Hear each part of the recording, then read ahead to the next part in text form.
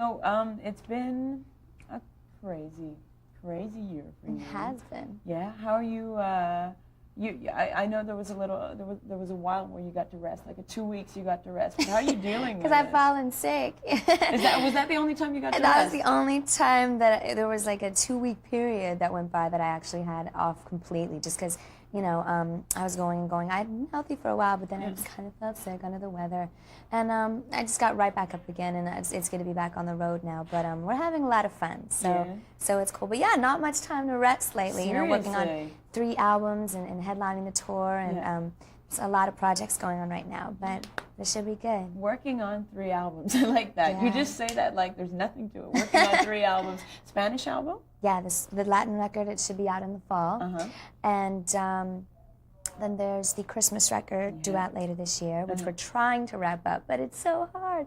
It is such a tight schedule, you know, between recording dates and you know, the touring in general. Yeah, and then on the side, you know, we're trying to get ideas and whatever for the follow-up to the debut, the second album in general. So. But it's good that you're not, you know, in a rush to get it out, because usually, you know, because of the success of one and this one going, you know, 6 times or 7 times platinum, whatever, some people would think that you'd be hurried to get it out, but you're not going the traditional like pop artist way. You're just doing, okay, I wanted to do a Latin album, I wanted to do other stuff. Just giving different tastes of myself in other ways, and then in the meantime, you know, we'll get to that point, you know, but I really want to make sure that we get the right songs and the right producers, and that I get a chance to write myself, and that it's just something totally different than the first record. It'll still be pop, but with a lot of different experimentations with other musics too. So. Well, just looking at you from a year ago and now, at what I've seen in shows and interviews and stuff, it seems like you've kind of outgrown this, or you know, you're like.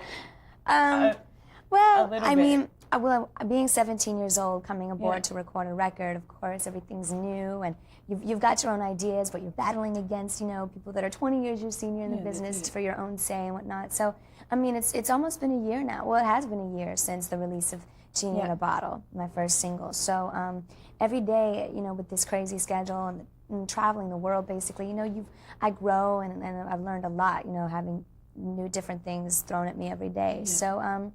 I think vocally I've been able to grow and better my skills a little bit, and performance-wise, and just, you know, everything I think for every artist gets a little better when you get the more practice. Yeah, you know, and when you get to play the songs live too, they take on another dimension. And you learn more about yourself as an artist, having to answer questions about yourself every day, basically. All the time.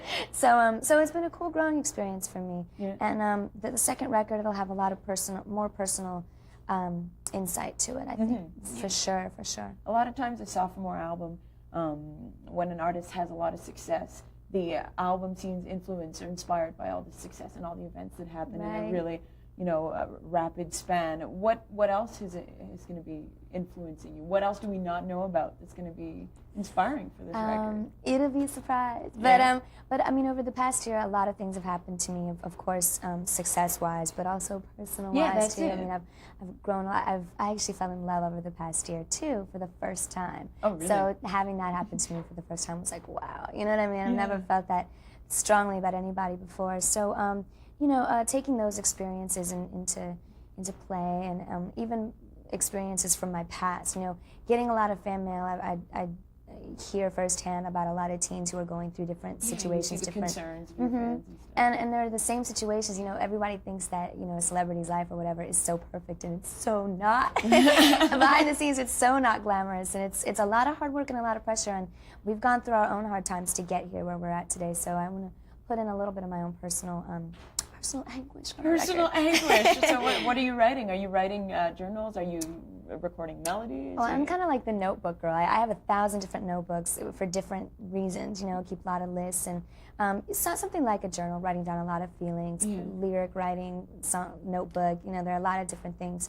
But I just store a lot of different parts of me in them. So so it's cool. I'm going to just kind of combine all that, and you know, you'll hear it in the next record. Yeah, and you think it's going to be more R&B tinge, more dancey, more soul? It'll definitely have a lot more soul on it, I think. Just letting myself come out a little more is what it's just going to do. You know what I mean?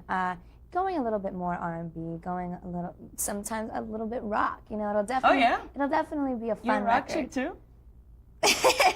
Yeah, well, I can definitely get into all kind of different music, and a part of me is in a lot of different styles that a lot of people don't know about yet. So yeah, what are you listening to could be. these days? I listen to everything from hip hop to rock to jazz to blues, but I think you have to be a good, a well-rounded artist. And But putting that into your own musical style is different. You know, trying to evolve into what you in what you're changing to, basically. Yeah. So it's going to be cool. It's going to be a really cool growing experience to even record that record. Cool. When are you planning to start? Did you start already? No, we didn't start recording the second album yet, but we're getting a lot of songs in, you know, a lot of cool ideas to work with. So I'm really excited about it. You seem really excited. Yeah. That's good. I'm really surprised that you just said this like that openly, that you fell in love for the first time this year. That's, you know, it's really hard sometimes to admit that you're in love with somebody. Yeah, well, it's really hard trying to, you know, you already live have a this chance lifestyle. to fall out of love, or well, that's a different story. But no, I don't think I'll always love. You know, I think your first love, or maybe it's different for different people, but for me, I'll always have a love for him. Yeah? So you're not having any trouble admitting that, or just talking about it? You Not really. I hate, like, hiding things. It's just, it's hard for me. Maybe it's part of my Sagittarian nature, but... Sagittarian nature? Yeah. Well, you know, it's the most sign, philosophical of all signs, apparently. Is it really? Yeah. Oh, really? I can see that, maybe. Yeah? Jim Morrison was the creative Sagittarian. side. That's what he said. So. Oh, really? Yeah. You're just taking his word for it? I'm just taking his word for it. It's on a live recording. He says it, so I'm saying, you know. I can see that. Yeah, cool. So, what's for the fans in Montreal that don't get to see the show tonight? What's the set like?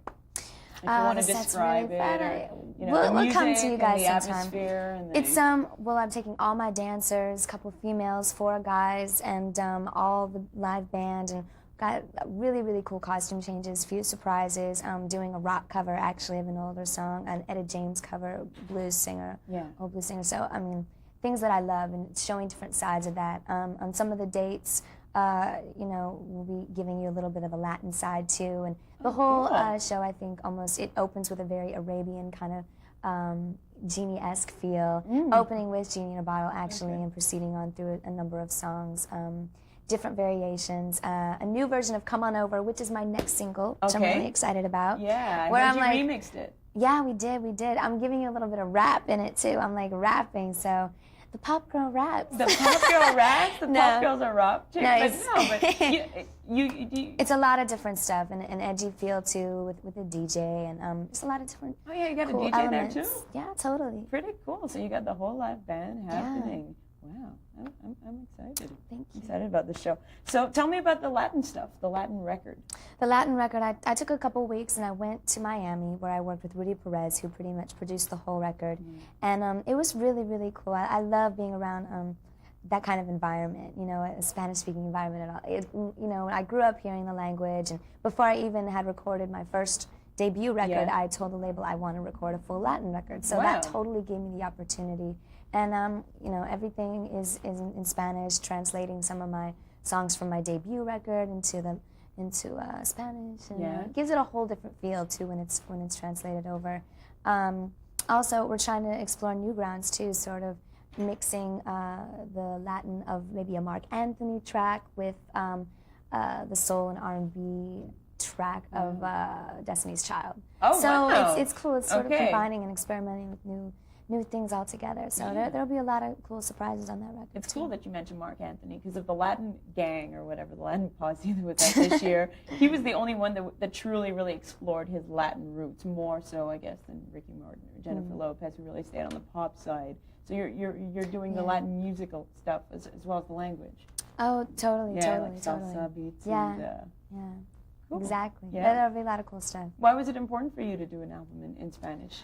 Well, I mean, again, as I said, you know, going to the record label, and I've been really influenced. I used to sing in Spanish when I was younger and everything. Oh, yeah? So, yeah, totally. So I knew one day I'd grow up and do my own kind of Latin thing, make my grandparents proud. Sure.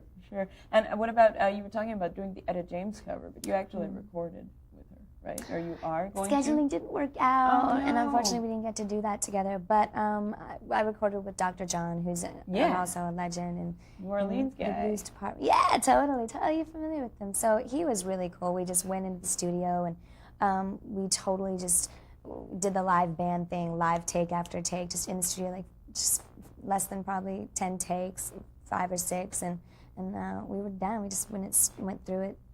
It was cool. It was a real live feel, live recording. Yeah, definitely. So is it going to be on a duets album? Is it going to be on a...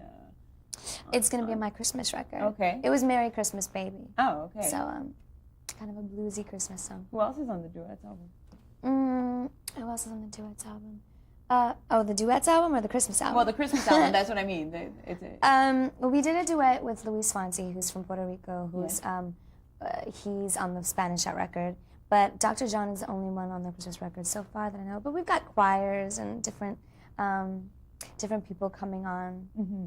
So you're all over the place, recording this, recording that. How do you keep track of everything? Just staying focused and just loving it, first of all, helps. You know what I mean? I mean, if I it's your didn't passion, love doing it, then I don't think I'd be able to survive it. But I'm having a great time. Yeah, and it's your career as well. I know this tour has some kind of involvement with youth action and youth empowerment groups, right? And you're very young, but you've been working on your career since you were, still even younger, a teenager. You're only 19 or 20, right? 19. And, kids that are 15, 16 coming out of high school are being recruited by software companies.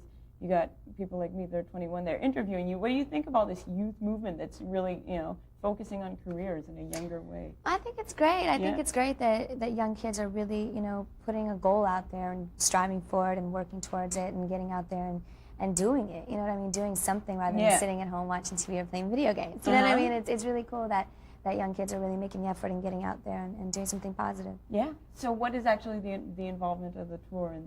The tour? Yeah. We put together this project. Sears and Levi's is sponsoring, so we put together the Come On Over, Do Something project. Come On Over coming from the single name. Yeah.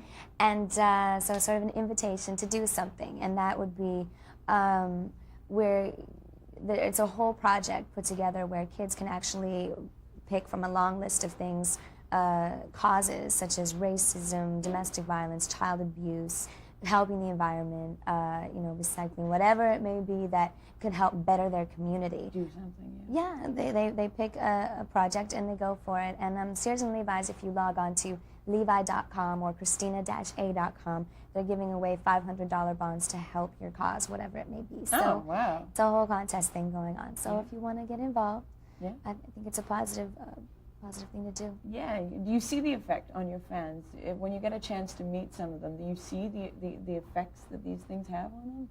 Oh my gosh, it's the greatest thing in the world to see how, something you've done kind of like inspires certain people and helps better their own lives or turn their negative situations into positive ones. And I mean, that to me, by touching someone like that, either with my music or by certain things that I do or, causes or whatever, that means more to me than selling 1 million records, just because, that's really special to me. Yeah.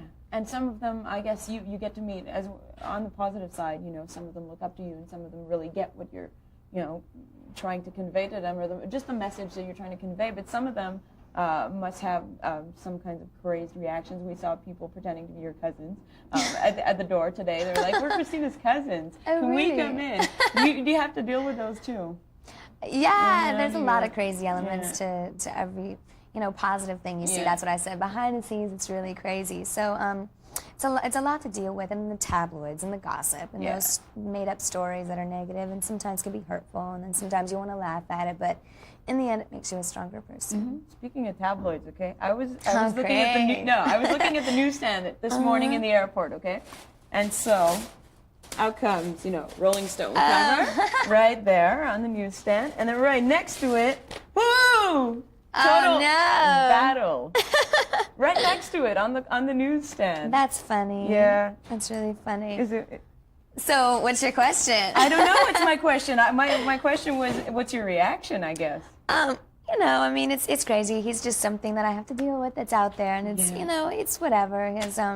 his whole thing, he did it for whatever reason, to be taken more seriously and to separate himself from the whole teen pop thing. But it's a weird thing because you and him are in kind of the same situation, being public people, being people that get gossiped about a lot, and he just I don't know, he took it. If anything, you're fighting against it. You know what I mean? It's like whatever. We're not even doing the same kind of music, so. Yeah.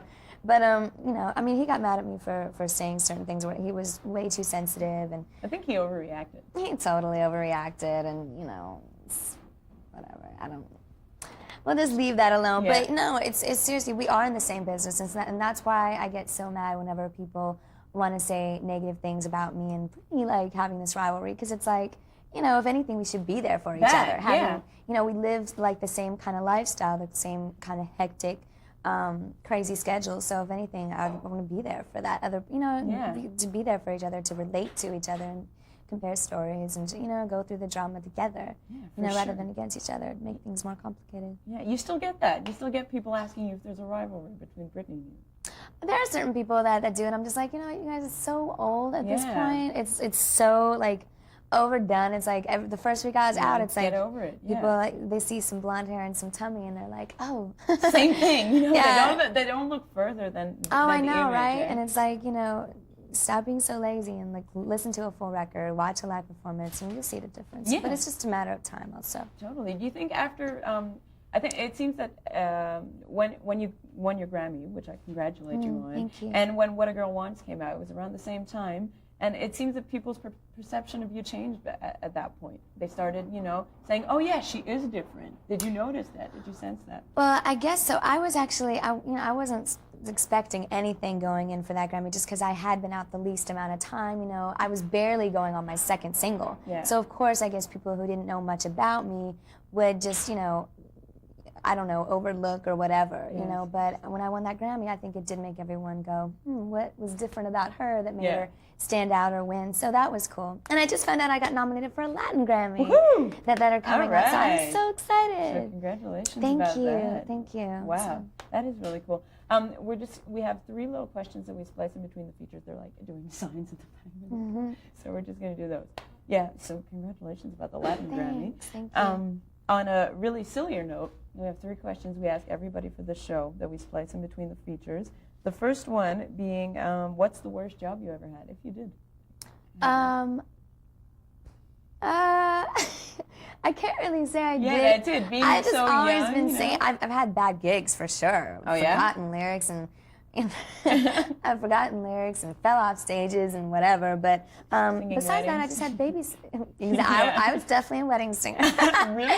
Yeah, totally. And an anthem singer and just a lot of different things. So, but no, besides that, it was babysitting. Okay. Had to earn a little cash there. So. Yeah, for sure. What are you bad at? Oh, God. Well, a bad habit would be that I'm like the messiest eater in the world. Like, you do not want to take me to dinner because I will just like, when I'm hungry, I don't care about napkins. I don't care about forks and spoons and knives. I'm